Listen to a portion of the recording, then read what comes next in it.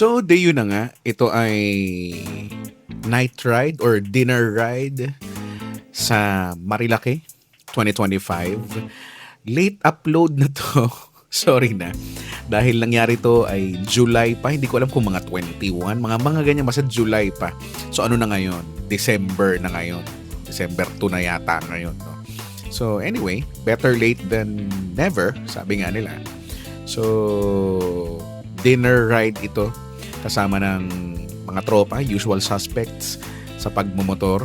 Gamit ko syempre si Pacho, ang aking Yamaha Mio Fazio. At andito na yan, kanina galing sa, syempre bayan-bayan, ano? Galing Binyan, Muntinlupa, Service Road, at ito na yung C6, no? Ito, nakalagpasan ng C6, papunta na to ng Taytay. Ito yung Barkadahan Bridge. Bakit Barkadahan Bridge? Kasi daw, usually, sobrang traffic dyan. Magiging barkada mo na sila. sabi nila.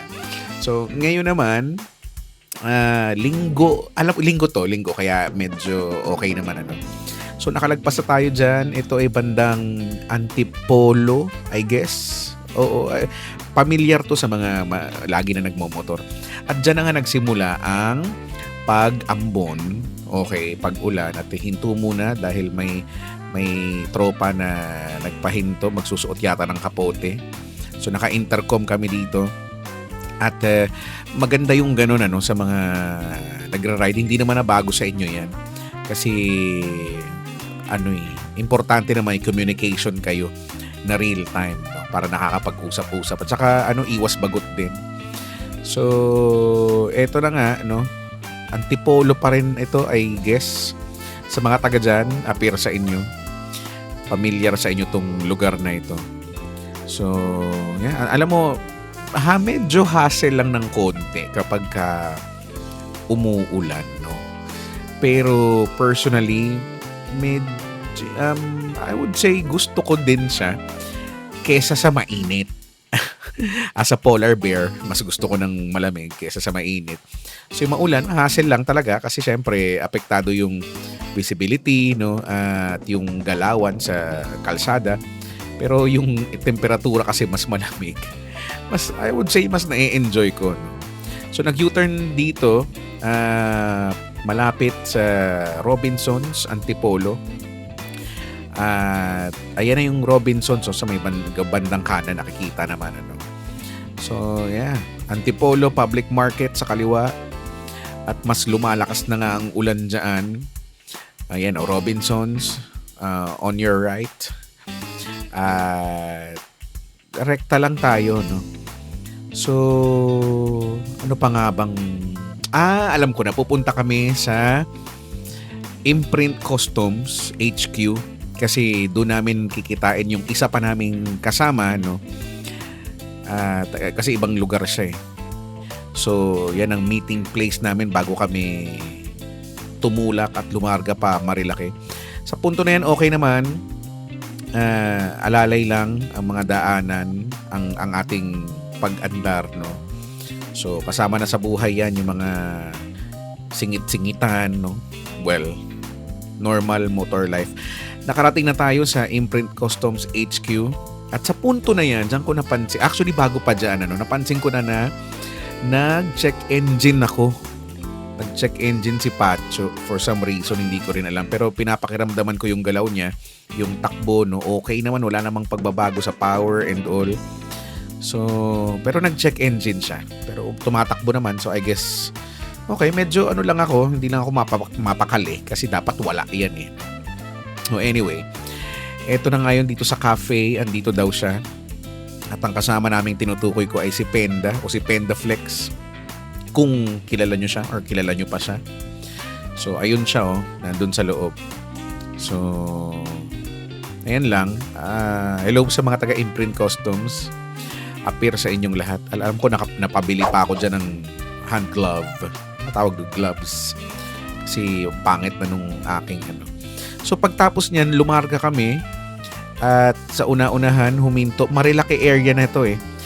Nakakainis lang kasi every now and then, napuputol yung aming connection dun sa pairing namin ng intercom, no?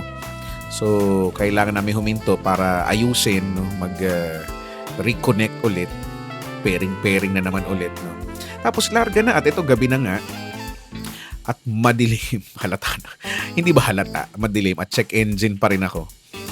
So sa punto na yan ay high beam na, binababa ko lang syempre pag may kasalubong. Though yung ilaw ko naman hindi naman siya ganun kalakas talaga. Tsaka tignan mo nga hindi malawak yung ano niya, yung actually MDL yan At eto na, fog. Actually sa camera, pag nakita mo yan dito sa video, no, mas visible yung daan. For some reason, kapag ka sa mata, sa tunay na buhay, hindi ganyan. Mas kaunti yung nakikita ng mata versus yung nakikita ng lente ng camera, no. So, medyo ano na yan, dagdag adventure feels na yan, no. At malamig din, no. So, syempre mas kailangan alalay lang sa takbo. More ilaw, more fun. Buti na lang din malalakas yung ilaw ng mga motor, no, ng mga kasama ko. So hindi ko na alam kung saang parte ito, no. Pero Marilaki na 'yan, Marilaki, Marikina, Rizal, Laguna, Quezon sa mga hindi nakakaalam. So hindi ko na rin alam kung pang ilang Marilaki ko na ito. Siguro pangatlo na yata or pang-apat na. So ang goal namin dito ay kumain dahil dinner ride nga ito. Ito na yan, no, sa may Kabsat. Doon kami nakaset kumain, mag-dinner. Mga siguro ang oras na to ay mga I guess mga alas 10 or pasado, mga 10:30, mga ganyan. Sa ganyan yung oras ng pagdating namin dito sa kakainan namin, which Kabsat nga. So dalawa yung Kabsat, yung naandun sa unahan kanina sa bandang kaliwa. Uy, mahangin. Ay yung cafe nila. So park muna tayo at punta tayo dun sa loob. Ayan Kabsat Cafe and Resto. So mas resto ito, yung cafe na andun sa kabila. So ayos-ayos muna, no. Alam mo naman talaga may magbabago. So yan na nga muna, habang nag-aantay, dikit-dikit muna ako ng sticker dyan dahil yun naman ang uso ngayon, Kaya lagi ako may dalang sticker at nakipagharutan muna sa mga doggy bells na naandyan. Tapos antay-antay lang ng order at maya-maya pa, eto na, dumating na nga at lafang-lafang kain mode. At pagkatapos eto na, prep na ulit tayo for lalarga na ulit tayo. Ang hassle lang kasi pag may salamin, tignan mo. Diba? Parang ang hirap Pero kasama yan sa buhay, so ganun talaga. So ayos-ayos, yung mga kasama ko nag-aayos din. Eto na, I think ready na kami ulit para lumarga. So after kumain ay ang idea ay magkakape doon sa may kilometer 90, kung alam mo yon. Actually, ang plano namin dyan magtuloy-tuloy, lumagpas doon papuntang Real. Kaso mukhang hindi na nga aari, no? So eto na, larga na ulit tayo. So magkakape na lang daw kung bukas pa. Kasi may alinlangan din yung kasama namin. Kasi nakapagkape sila doon. Ano lang daw siya, simpleng karinderya. Parang ganyan, kubo. Doon sa may kilometer 90. At sa punto na yan, medyo parang liblib na yung datingan. No? Gubat-gubat na. At alam mo, sa punto na yan actually, meron na akong kakaibang feels.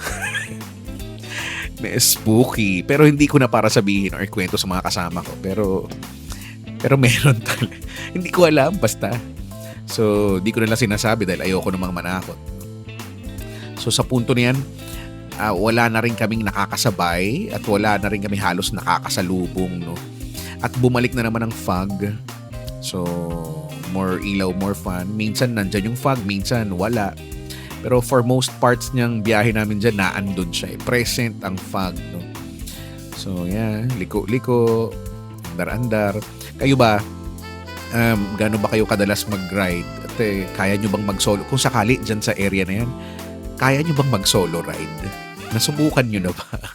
Kasi kung ako tatanungin, parang hindi. Kayo na lang. Kung grupo, yan, grupo tayo. Pero kung ako lang, eto na nga, nakarating na kami sa kilometer 90.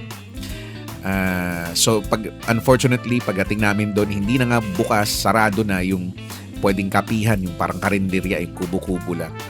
So we decided na sa picture-picture na lang. So tinapat namin dyan yung motor para may mga ilaw, no? So yan na lang ang pwede naming magawa. So magpicture, yes, isa-isa, tapos mamaya group pic daw. So eto na, ako na daw. It's my time to shine. Picturean daw. Hindi ako mahilig magpicture, sila lang na may milit eh. Pero syempre hindi ka maniniwala dahil poposing pa ako dyan eh. Oh, tignan mo. Oh.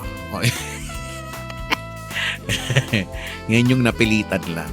Tapos may pa akong posing. Imagine mo na lang kung anong posing ginagawa ko dyan. Basta. Ayan. So, hindi pa tapos. Selfie. Syempre, groovy. At maya-maya lang, ito si Kuya, no, yung isang sa grupo, lumapit. Gusto daw nila mag-picture din, nakikiusap. Siguro dahil dun sa ilaw. So, sabi ko sa kanya, what the charot. Just lang. Pero sabi ko, okay, goods lang naman. Go na. So, gusto yata nilang mailawan din sila para makapag-picture kasama ng motor nila. At yun na ngayon nangyari. Pagkatapos ay lumarga na rin sila. Nauna na yung grupo nila. At maya-maya lang, sumunod na rin naman kami. Actually, nakita din namin sila doon sa susunod naming destination. So, yeah. Ready na para lumarga, pabalik. Hindi na kami tutulak padulo ng Marilake, no? So, anong oras na yan? Siguro mga alas 12, hating gabi. Mga ganyan na yata yan, mga panahon na yan. So, balik ulit tayo doon sa lugar na scary, spooky. So, sa punto na yan na lang yung takbo namin. Nakikita mo naman 30, 40. Medyo inaantok ako.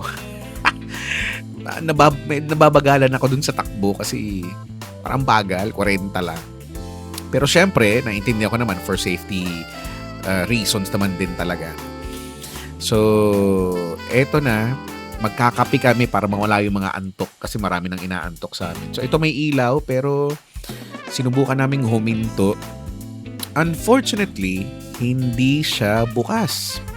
Pero, sa di kalayuan ay may nakita ako na parang magbibigay sa akin ng lakas to go further. So, himas muna sa pampalakas.